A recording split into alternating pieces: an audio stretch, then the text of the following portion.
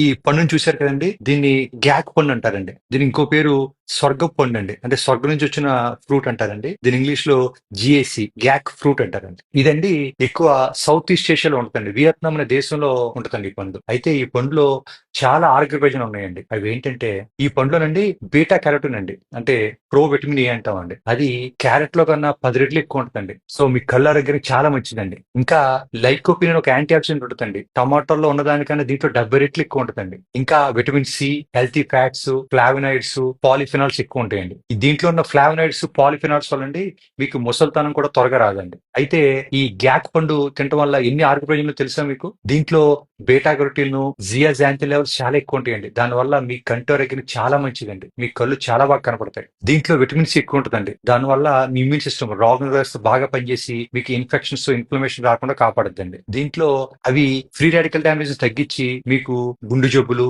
Cancer, sugar వ్యాధి రాకుండా కాపాడుద్దండి. దీంట్లో beta carotene, vitamin C, healthy fats ఎక్కువ ఉంటాయండి. దానివల్ల స్కిన్ ఎలాస్టిసిటీ బాగా ఇంప్రూవ్ అయ్యి మీకు చర్మం ముడతలు కూడా తగ్గుతుందండి. మీ స్కిన్ గ్లో కూడా పెరుగుద్దండి. దీంట్లో ఉన్న లైకోపిన్, ఒమేగా 3 ఫ్యాటీ యాసిడ్స్ వల్ల మీ కొలెస్ట్రాల్ లెవెల్స్ తగ్గుతాయండి. ఇన్ఫ్లమేషన్ తగ్గుతుంది, రక్త ప్రసరణ పెరుగుతుంది, మీ గుండె ఆరోగ్యం చాలా మెరుగుపడుతుందండి. దీంట్లో antioxidants, essential fatty acids చాలా ఎక్కువ ఉంటాయండి. అవి మీ మెదడులోని కణాలండి ఆక్సిడేటివ్ స్ట్రెస్ డ్యామేజ్ నుంచి కాపాడి మీకు మతిమరుపు, ఆల్జీమర్స్ రాకుండా కూడా కాపాడుద్దండి. డిమెన్షియా రాకుండా. దీంట్లో ఉన్న లైకోపిన్, బీటా కెరటిన్ కంటెంట్ చాలా ఎక్కువ ఉండటం వల్ల మీకు క్యాన్సర్ రాకుండా కూడా కాపాడుద్దండి. ఇంకా దీంట్లో ఫైబర్ ఎక్కువ ఉంటుందండి. దానివల్ల మీకు డైజెషన్ బాగా ఇంప్రూవ్ అయ్యి మీకు మలబద్ధకం రాకుండా మీ పొట్టారోగ్యం చాలా బాగా మెరుగుపడుద్దండి. మరింత సమాచారం కోసం కింద కామెంట్ సెక్షన్ లింక్ చూడండి.